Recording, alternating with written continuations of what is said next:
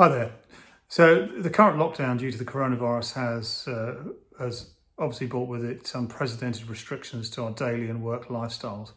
It's also fair to say that it's created somewhat of a unique opportunity to do more fitness, to get out more, to do more running, as many of us have less to do than we normally would. So why not go out more, get fit more?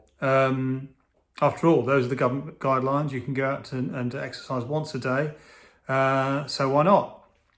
Well, it's worth bearing in mind a few things regarding that. And what I want to talk about today is how we can maintain our fitness, what we should do in regards to that, and the opportunities that we have, and how can we reduce the risk of injury and keep ourselves safe in this unique situation that we find ourselves in.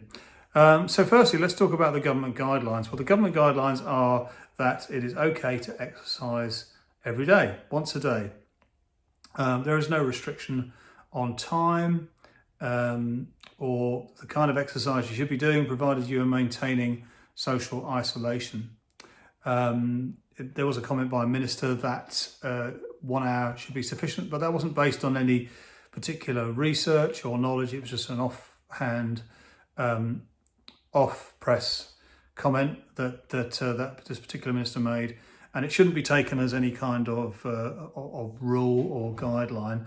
It really, whatever your normal running schedule program should be, then that's what you should probably continue to do.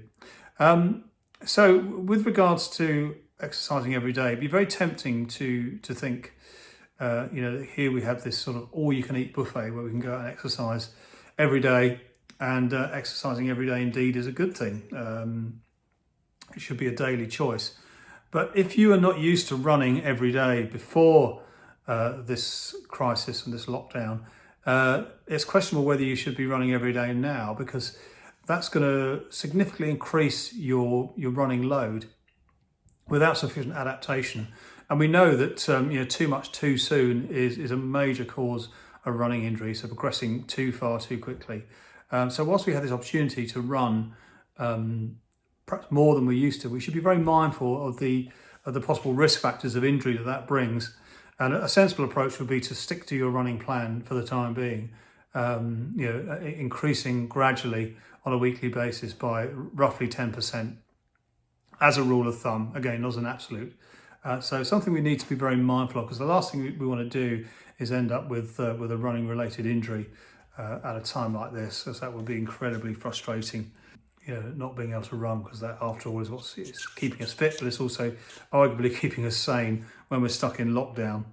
The second point I want to make is about the effects of intensive exercise on our immune systems. Now, we know that running and exercise in general has a beneficial effect on the immune system, making it stronger. So not just on our musculoskeletal system, if you like, muscles, tendons, ligaments, bones, joints. It also has a beneficial effect on our immune system.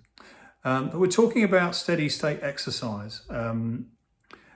That kind of steady runs, that is the meat and drink, the bread and butter for most runners, has a beneficial effect on the immune system and doesn't put too high a load on our immune systems while we're doing it.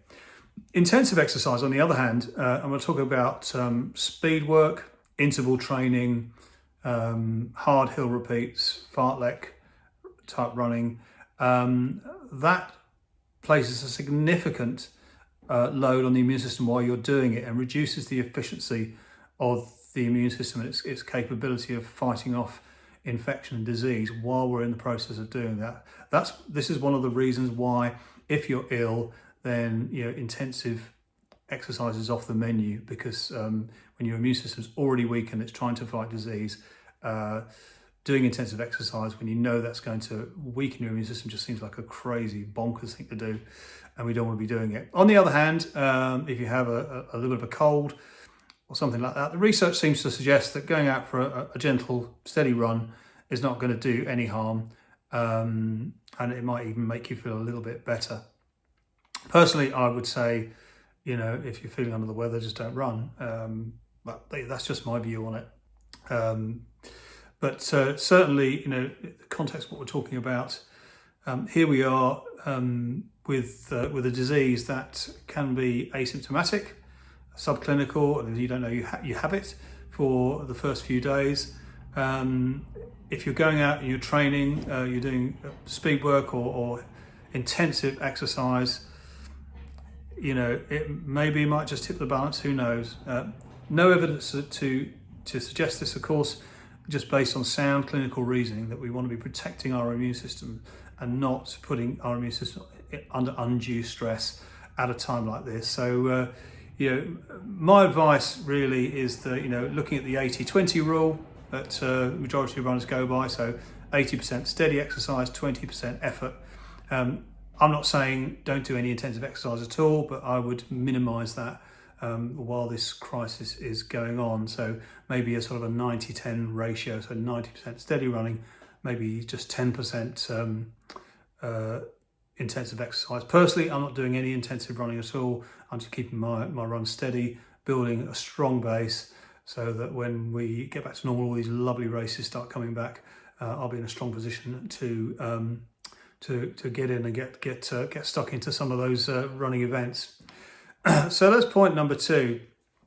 Point number 3 that I want to make is this extra time presents a unique opportunity to perhaps give attention to things that runners aren't very good at generally, and that's cross-training, and in particular strength and conditioning. Now we know that that weakness in certain muscle groups is predictive of injury. So, for example, weakness in the gluteal muscles can be predictive of certain lower limb injuries. And we know that through strength and conditioning, we can strengthen those gluteal muscles and other muscle groups. So again, it makes clinical sense that if we give attention to strength and conditioning, that can strengthen those weakened muscle groups that are predictive of injury, then that's going to reduce our risk of sustaining a running related injury. It's a bit of a no-brainer, isn't it? And the classic thing I hear from runners is, well, I really don't have any time for that sort of thing. I'm too busy doing my running. Well, now we do have the opportunity. We do have the opportunity to do that cross-training. We do have the opportunity to do that strength work. And we're only talking about simple bodyweight exercises to begin with, 2 or 3 times a week. If you look on my YouTube channel, you will find an exercise program that gives you some simple exercises to do that you can do regularly at home with no special equipment, and that will get your strength to a basic level, which should help protect you from injury and improve your running economy. So it will make you a better runner, a more efficient runner, and reduce your risk of injury. So why not? Let's have a look at some of that strength work, and that's going to make us fitter, make us stronger, and again give us a strong base to build on when we come back from all this and we're back into what looks more like a normal world. So in conclusion, point number 1, stick to the government guidelines.